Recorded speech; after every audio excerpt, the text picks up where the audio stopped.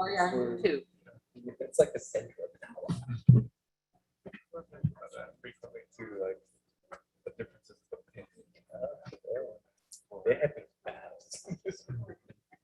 Okay, I think we're live on YouTube. Yep. I would like to thank everyone for joining us this afternoon. This is our community roundtable, chance for some question and answer and an overview and explanation of what exactly is Ice Castles that you may have heard about that is coming to Warren County and to Lake George this coming winter. We are incredibly excited and it's hard to contain our enthusiasm welcoming Ice Castles to the Lake George area. Our visitors know us as an iconic summer destination, and we would like to invite them back this year to witness all that we have to offer as a winter destination. Ice Castles this year will complement the 60th anniversary of the Lake George Winter Carnival. We have ice bars, winter outdoor recreation, downhill skiing, snowmobiling, and winter fest. So we look forward to tying all of these together. This magnificent attraction will take place in Commons, which is right at the south end of Lake George, overlooking our beautiful lake, and with that magnificent backdrop of the Adirondack Mountains. You, I'm sure, have heard that Lake George is often referred to as the Queen of American Lakes.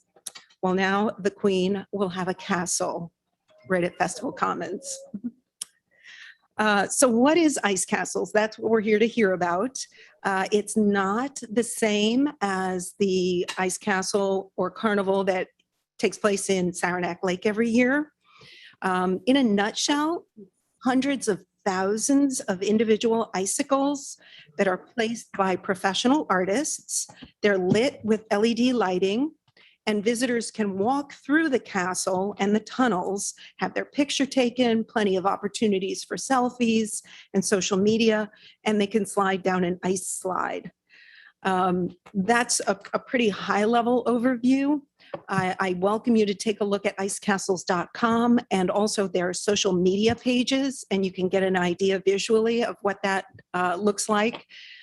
We have a couple of people here today from the Ice Castles executive team that have a bit of a presentation for us, and we will welcome them to come up to the podium, run through a little presentation, and perhaps you have some questions and answers. Why is it a good idea for my business to be open this winter?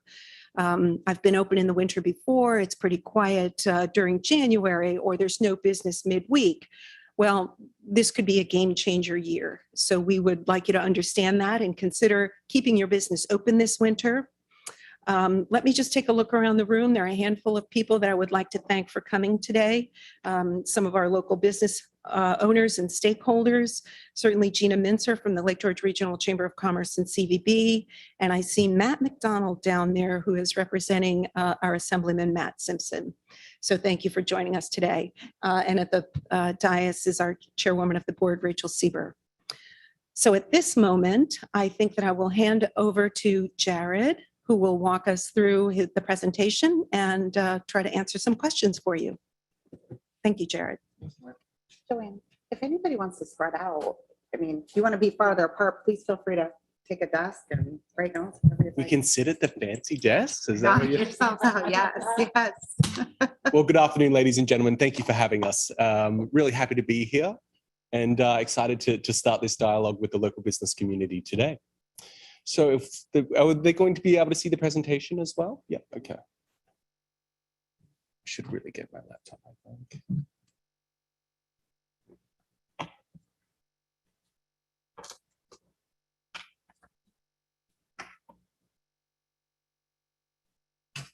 Okay. Hello, Lake George. We are happy to be here. What you're looking at there is actually our castle from Wisconsin last year. Similar in size, but gives you, an overhead portrait of what we'll be expecting to build this year in Lake George. Beep.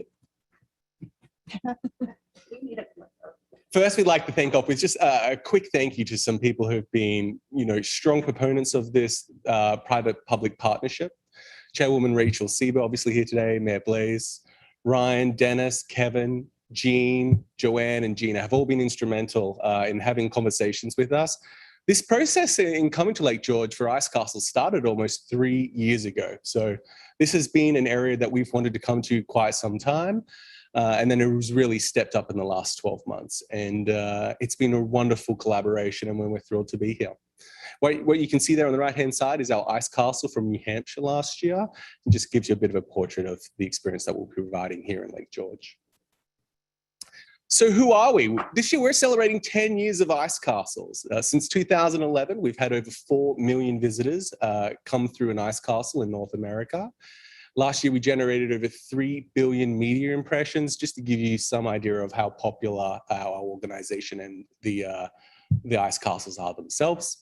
It's a privately owned and funded enterprise. Our founder, Brent Christensen, started ice castles in his backyard. He had a couple of kids. He'd moved recently from California to Utah and wanted to get outside and do something in the winter. And he had a little playground, which he sprayed with ice using just a water sprinkler. And it was very popular with the kids. And so he decided to do it the next year, and it was even more popular, and the community came around and really started to join in the process. And then in the third year, which we consider our first year of operations, he was approached by a local ski resort who actually asked him to do it, for the public as a whole. And that was what we consider to be our first year of operations. We're led by one of the business owners, Carl Standiford, who's here today and will help me with the difficult questions. I'm the VP of Operations. I'm Jared. I'm obviously not from around here. I'm from Australia originally. That's where the accent's from. I grew up somewhere where it's sunny and 270 days a year. So I never in my lifetime thought I'd be building ice castles for a living, but I'm thankful for the opportunity. And my counterpart is Dan Beck, who couldn't be here today. He's our VP of Construction, and he operates the actual building and crafting of these castles across North America. So for this year, we will have 6 ice castles. Obviously, Lake George in New York, Lincoln in New Hampshire, Minneapolis in Minnesota, Lake Geneva in Wisconsin, Silverthorne in Colorado, and Midway in Utah. And to make this happen, we employ about at least 400 staff. So it is a large operation, and will keep us on our toes for sure. Beep. So what is an ice castle? Ice castles is a magical winter experience that brings life. It's really designed to be a family-friendly atmosphere and environment. One of my favorite parts is always seeing the wonder on kids' faces when they see it for the first time. I remember the first time I saw an ice castle. I wasn't working for the company. I happened to drive past the New Hampshire location, and there was this otherworldly, huge structure sitting in a parking lot. And it took me a second to realize what it was. I really couldn't place what it was or how it was there. And we hope to provide that experience this year in Lake George. But the first time that you see an ice castle is super impressive. There is a challenge, though, and that's with dancing with Mother Nature. You've always got to let her take the lead, and we are entirely weather dependent. So fingers crossed for cold weather. We need good long stretches of cold weather to be able to grow the ice that we need in the volume that is required to build an ice castle. And so, yeah, if you've got any links to the guy upstairs or anyone you can speak to about getting us some good weather, that would be much appreciated. So the process of actually building an ice castle really is focused on growing and harvesting ice. We have large icicle farms that we'll put out in the field where we actually grow icicles to different lengths depending on where we're working in the castle. Those icicles will then be harvested and put into a little backpack. They climb up into the structure, and those icicles are then hand planted in different parts of the castle. And then a sprinkler system hits those icicles and they all continue to grow. And that's how we build an ice castle. It's a very labor intensive process. We'll have 20 to 25 builders working around the clock in good weather to plant and grow these icicles. Typically averages out to a couple of thousand icicles planted every day that we can. So a labor intensive process, but you'll see obviously the results speak for themselves. It's hand built by our ice artisans over thousands of hours. And some of the features you'll experience in Ice Castles Lake George this year will be caverns, ice slides, crawl spaces, lighting features, and fountains. So a little bit more about Ice Castles Lake George. Our target opening date for this season is early January 2022. As I mentioned, that is entirely dependent on the weather, so fingers crossed for good weather. Hopefully I'll see the season length to give you some idea of where we'll operate. We will be on site the next couple of weeks, which we're really excited about at Festival Commons, starting to build out the infrastructure that is required. So when the cold weather arrives, we're ready to go. That process will lead us all the way through until December this season. And then we hope to open, hopefully, that first week of January through March 2022. The admission prices vary by date and method of purchase, but to give you some ballpark ideas, an adult ticket is $20 to $35 and a children's ticket is $15 to $30. We sell 90% of our tickets pre-purchased and ahead of time, and we strongly encourage anyone who wants to visit the Ice Castles to do that this year. We do retain some ability for walk-up sales. They are priced at a premium, obviously, because we have super limited demand. So if any of your guests or constituents are interested in coming to an Ice Castle, we strongly encourage them to pre-purchase online. Our tentative operating hours, just for the local business operators, weekdays 4 p.m. until 9:30, weekends noon until 10:30/11. We'll be closed tentatively on Tuesdays and Wednesdays, and that lets us continue the build process. It's a sort of attraction that continues to get better and better throughout the season because we continue to build as we can. And so that gives everyone a wonderful opportunity to come back and experience what else has happened during the season. And of course, we'll be working with Warren County and Lake George, making sure we adhere by any local or state guidelines for COVID as that continues to evolve. So the economic impact for Lake George. We know from our other operations across North America that we're a regional tourist attraction. Guests will happily travel up to an average of 2.5 to 3 hours to visit an ice castle. And so for Lake George, we're expecting to pull from upstate New York, NYC Metro, Boston, and Montreal, fingers permitting with the border crossings there for Canada. Our estimated attendance this season will be in excess of 90,000 people. And the visitor spending based on the economic data that we've been able to pull from our other castles is in excess of $4 million. That's typically spent across hotel accommodation, restaurants/bars, shopping, and other tourist attractions. In terms of community engagement, this is how we'd like to start the conversation today. One of the things that we will be passionate about implementing is a local stay. We want everyone in the Lake George area to be able to come and experience an ice castle for themselves. So we'll be providing discounted tickets for Lake George residents on presentation of ID. Specifically what that is part of the conversation we want to start today. We have employment opportunities that are currently already online at icecastles.com/work. We're looking for build staff to help us build the ice castle. I know Chairwoman Rachel has already offered up her services for a day, so we'll be taking full advantage of that. And in terms of event operations, which is my area of expertise, we're looking to help to find staff to help us with guest services, castle crew, which are the hosts of an ice castle. And as I said, you can find those opportunities at icecastles.com/work. We'll also be seeking vendors to assist us with concessions, storage for equipment rental, and accommodation. We have a mixture of local talent that we'll hire, as well as bringing in some people who have built an ice castle before, and so looking to work with local organizations to place that accommodation. And that's our presentation for today. Happy to answer any questions that you may have and start the dialogue with our local business community. Again, thank you very much for having us. We're extremely grateful and appreciative of the efforts that have gone on behind the scenes to make us feel welcome, and certainly we take that to heart. It's been a wonderful experience for us so far working with the town of Lake George and Warren County, and we're looking forward to a great season. Any questions?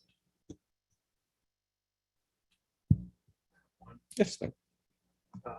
Every ice castle city goes, is it always consistent the same offerings, or is everyone different? Good question. We have a list of prerequisites, if you will, that the corporate team likes to see included into an ice castle, but we're very passionate about giving each build team the opportunity to create the castle how they best see fit.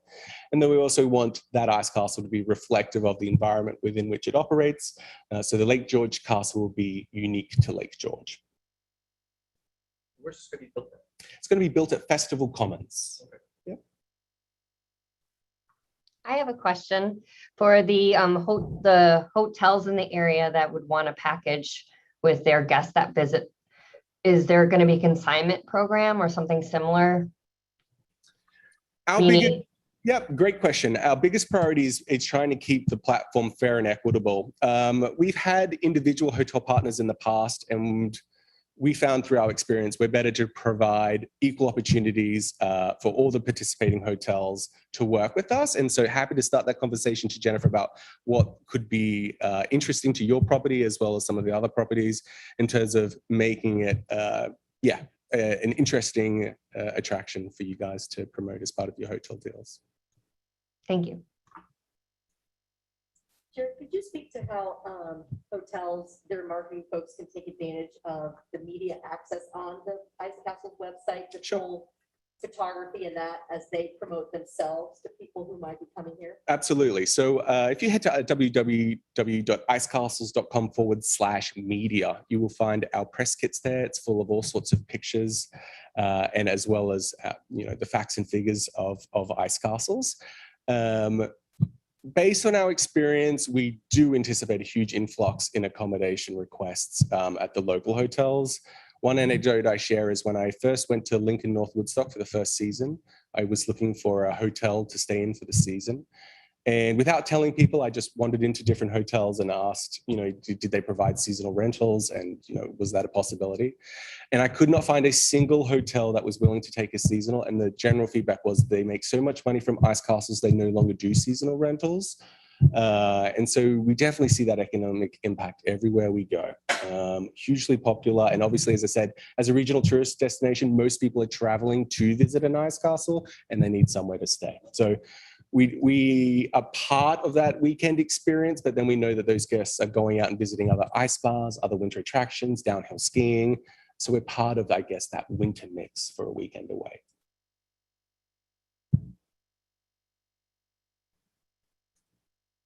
Yes. Can you tell us when the pre-sale tickets begin? If it's Joanne with important. the tough questions. It's at like a week's early December, and we'll make our press announcement for all our locations. I think in about a week's time is when we go out and we identify the 6 locations that we'll be at, Joanne, and then early December is when the tickets will go online. You've got to be in it to win it. We'll give you obviously advance notice, but most locations within a week are pretty much sold out. It goes fast. So, yep. That's good for us to know. Just a quick question on the tickets refunds.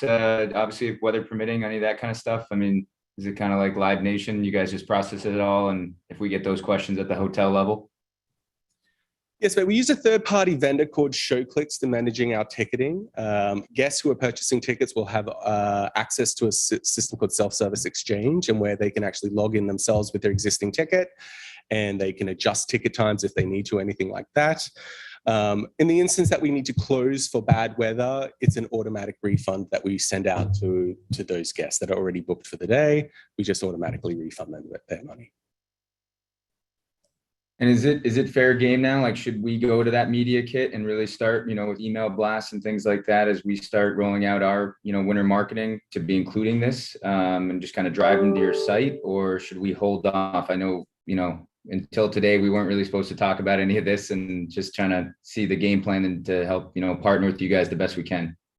Yeah, Matt, we're happy for you to start having those conversations today, Tyler, with your guests. Just keeping in mind that those tickets won't actually be on sale until December. So just mindful of that gap of making the announcement, they head to the site. They can't actually purchase a ticket until a little bit later in December.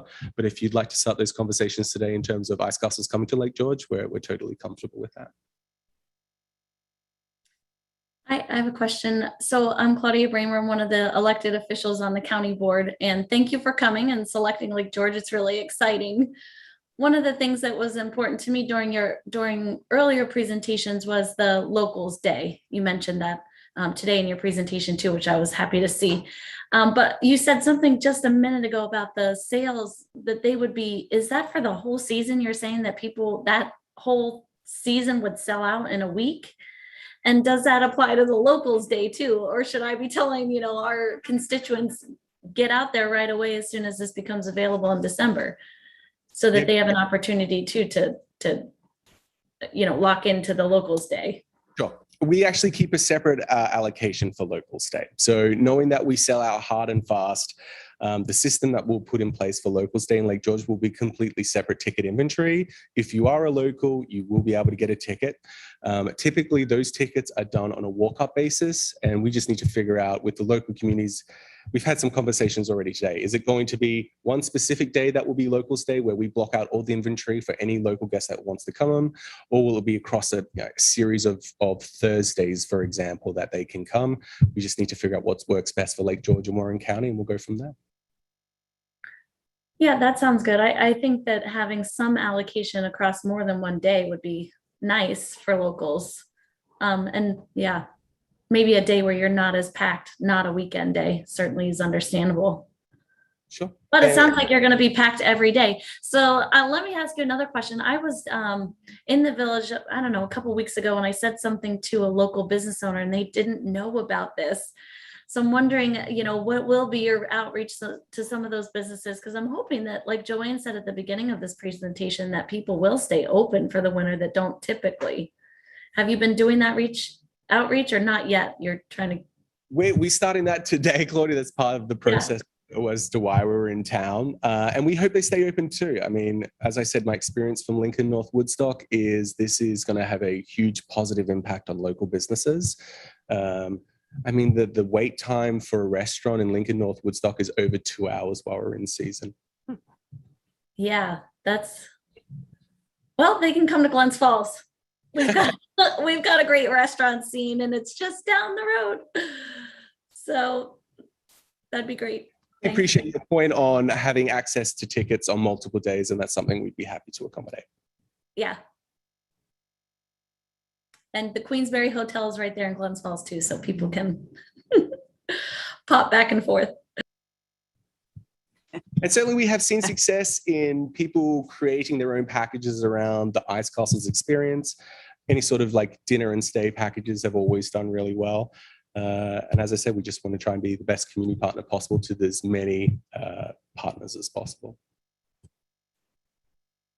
If I can just address Supervisor Bramer's point as well, I think we're looking at this as such a regional effort and benefit to everyone from Johnsburg all the way to Glens Falls. Supervisor Bramer, I think there's lots of places and wonderful lodging associations and restaurants and short-term rentals and all wonderful things that our county and our surrounding counties will benefit from.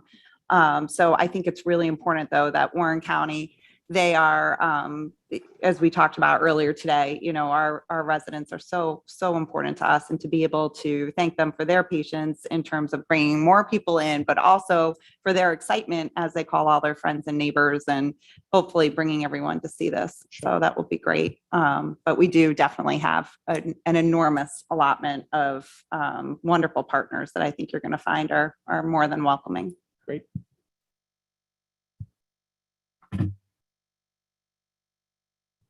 So we had a really great media event this morning up at the Festival Commons, and whether it was print or broadcast or radio, there was a lot of representation. So I think that beginning later this afternoon and hopefully throughout the week, you will see coverage of this attraction coming to Lake George.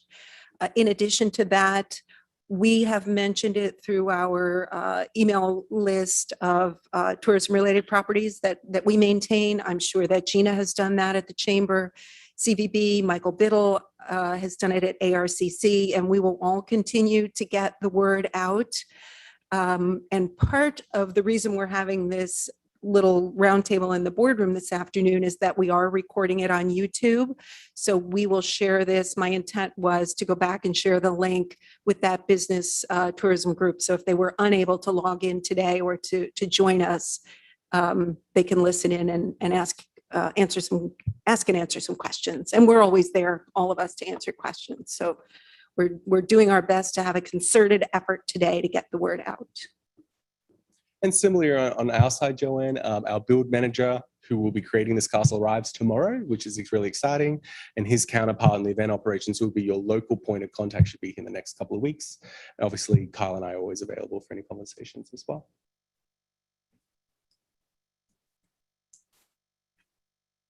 Any other questions online or in the room? Hi, I do have a couple that were sent in, if you want to take those. Okay, Don, go ahead. One was, someone asked if they had any idea how many local jobs will result from this event coming here. Yeah, John, I mean, locally, we'll be looking to employ 30 to 40 staff, I would say. Is that about right, Kyle? Yeah, I mean, if you want to talk about, I don't know. Yeah, make it better. So we try to hire as much of our teams locally as we can. So we have experienced builders that we bring in and some experienced staff, and then try to hire locally around them. Depending on part-time, full-time staff, it could be as many as 60 people between our build teams and our event staff. And only, a small handful of those are coming from another location to help train and run. And the idea is, if, assuming that we get to stay here long-term, that we're training locals to then stay and work and manage it long-term. So. Great, thank you. Another question was about what the total acreage size of the ice structures will be, and how much of that festival space property would be taken up. Yeah, the castle will be approximately an acre in size. But we'll, in terms of the surrounding infrastructure and so forth, take up most of Festival Commons for that period within the fenced area. Great, thank you. And the last question was, what made you choose Lake George out of the other New York venues that you had the opportunity to look at? Yeah, great question. And to be honest, it's your local public, what's the right word? It's the local public-private sector, I guess, partnership that has really made this attractive to us. Everyone behind the scenes, from your local council people to the tourism directors, have been fantastic, very welcoming, and we're extremely appreciative for the opportunity. Awesome, thank you very much.